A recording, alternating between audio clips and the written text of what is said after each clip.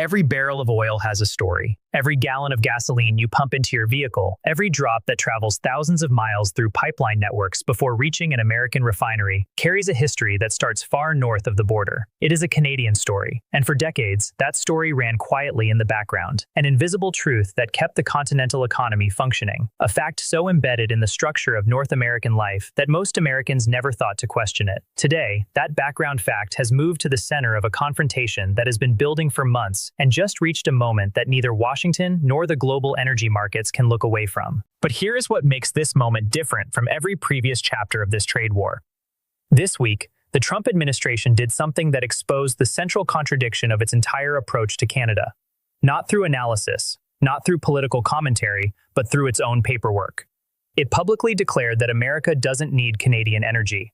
And then, within days, it sent a legal document demanding a decade of guaranteed, discounted, locked-in access to exactly that energy. Both things happened in the same week, and Prime Minister Mark Carney stood in front of the world and named what he was looking at. The refusal he delivered did not stay in Ottawa. It landed on trading desks in Tokyo, in energy ministries in Berlin, in pipeline boardrooms in Houston. And what it said, not just as politics, but as a structural statement about North American energy, is something every government, every refiner, and every investor in the global oil market is now trying to process. This is the story of how the most consequential trade confrontation of the decade just reached the resource that was always going to be the final test. Not lumber, not potash, not manufactured goods, oil. The one resource that the entire American refining system is built around, and the one resource that Canada just made clear it intends to keep on its own terms. Let's start with the facts, because the facts here are more extraordinary than anything a political commentator could invent. Canada is the single largest foreign supplier of crude oil to the United States. Not one of the largest, the largest. Every single day, more than 4 million barrels of Canadian crude cross the border, flowing into the refineries that keep American industry operating and American vehicles moving. This is not a marginal relationship that could be replaced with a phone call and a new contract.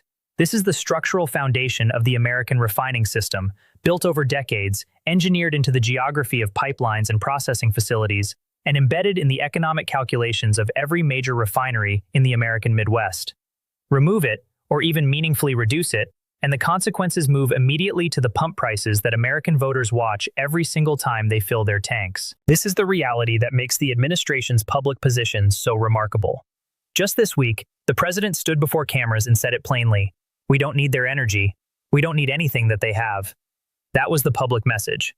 A complete dismissal. A declaration of independence from the relationship. And then, days later, the administration's own formal legal document arrived in Ottawa at 9:05 in the morning. And what was inside it was the precise opposite of independence. It was a request, a detailed, legally framed, formally submitted demand, asking Canada to lock in a decade of guaranteed discounted access to the very resource the president had just declared irrelevant. The contradiction wasn't subtle, it was documented, and it is now a matter of public record. The demand itself, issued jointly by the United States Department of Energy and the Office of the United States Trade Representative, was not a request for a conversation. It was a comprehensive package of 3 specific and interlocking requirements, each designed to reshape the energy relationship in America's favor, permanently. Understanding what was actually being asked is essential, because the scope of it goes far beyond a pricing disagreement. The first requirement was the most audacious. It demanded that Canada lock in the current discounted pricing on its crude oil exports for a minimum of 10 years. Not negotiate a favorable rate. Not work toward a mutually agreed framework. Lock it in. This would permanently strip Canada of its ability to renegotiate as global oil markets move, obligating it to continue selling its most valuable export below market value to a single customer, regardless of where the global price sits in any year of that decade. Canada would be legally bound to give the United States a discount that the United States publicly claims it doesn't need. The second requirement moved deeper. It demanded that Canada guarantee pipeline capacity priority to American refiners, including for all future export infrastructure. What this would effectively do is block Canada from using any new pipelines or terminals to send oil to Asia or Europe. Canada has spent years building the optionality to reach other markets. This requirement would freeze that optionality in place, locking Canada into a single customer relationship indefinitely, regardless of what Canada builds, where Canada chooses to invest, or who else wants to buy. The third requirement moved into territory that goes beyond pricing and logistics entirely. It demanded American investment access to Canada's energy infrastructure, its pipelines, its storage terminals, its processing facilities, through frameworks that had not been negotiated or agreed upon. This was not a request to participate in future projects. This was a structured attempt to acquire a controlling interest in the physical channels through which Canadian oil already moves, converting a sovereign resource system into a permanent American strategic asset. Read the three requirements together, and the underlying logic is visible and consistent. Lock in the price, freeze the customer relationship, acquire the infrastructure. It is the same template the administration has applied to uranium, to potash, to natural gas, to electricity. The same three moves in the same sequence. And it was now being applied to the most critical resource of all, sent to the one leader who had already refused every previous version of this approach without hesitation. Now here's the question that makes this moment genuinely significant. How does a government that publicly declares it needs nothing from Canada justify demanding a decade of guaranteed discounted access to the very resource it claims to be independent of? That is not a rhetorical question. It is the exact contradiction that Prime Minister Carney stood up in Ottawa and named. And the answer to that question is now being studied in every capital that has ever had a resource negotiation with Washington, because the answer reveals something important about the gap between the public narrative and the private reality of American energy dependence. At 2:14 in the afternoon in Ottawa, Prime Minister Carney stepped before reporters. Flanking him were the Minister of Energy and Natural Resources and the head of the Canada Energy Regulator. The composition of that group was not accidental. The presence of the top energy regulator sent a signal before a single word was spoken.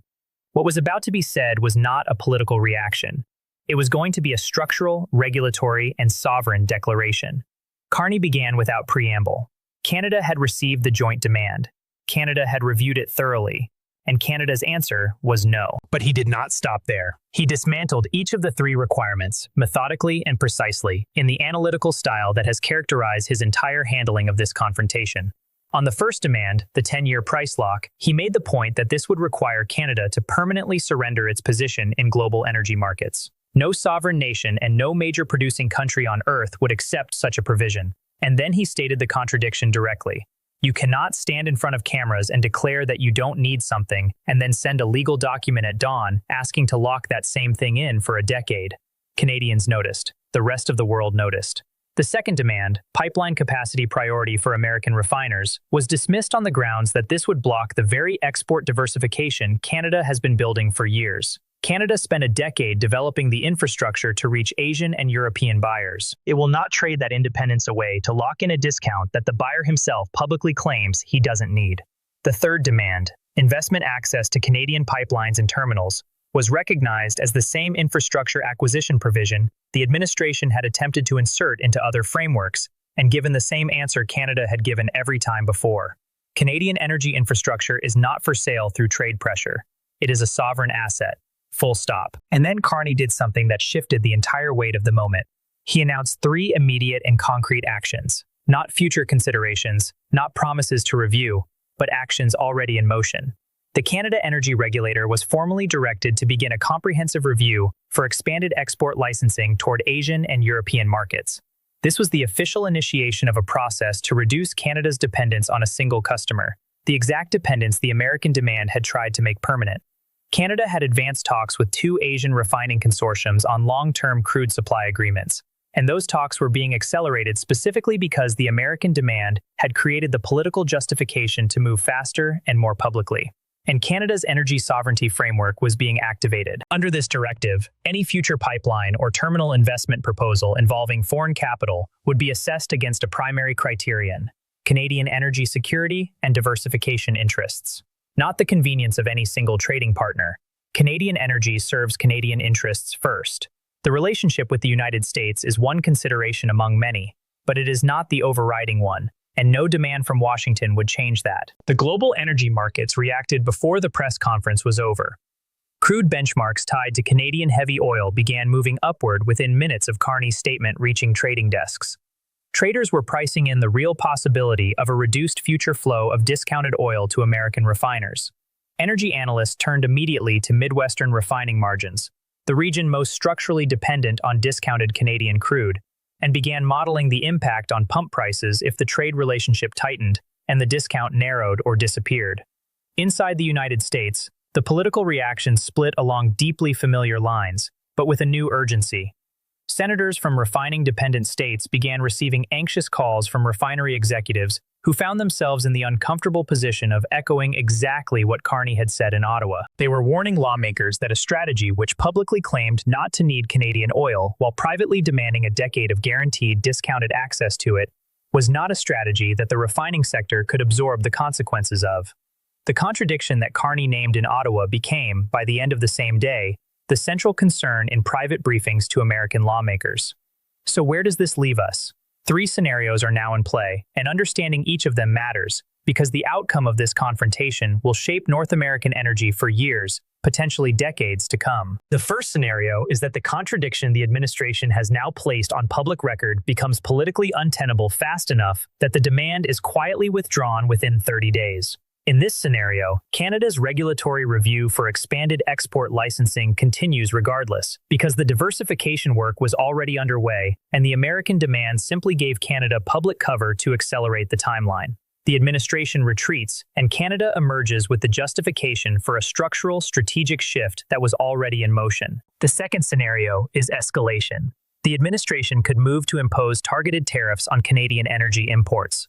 This path leads immediately to higher fuel costs in every Midwestern refining state, placing Republican senators from those states in direct and painful conflict with the White House. Canada's response would be rapid and concrete: acceleration of Asian supply agreements, finalization of long-term contracts with buyers who are not demanding discounts, and a permanent shift of a portion of Canadian export volume away from the American market.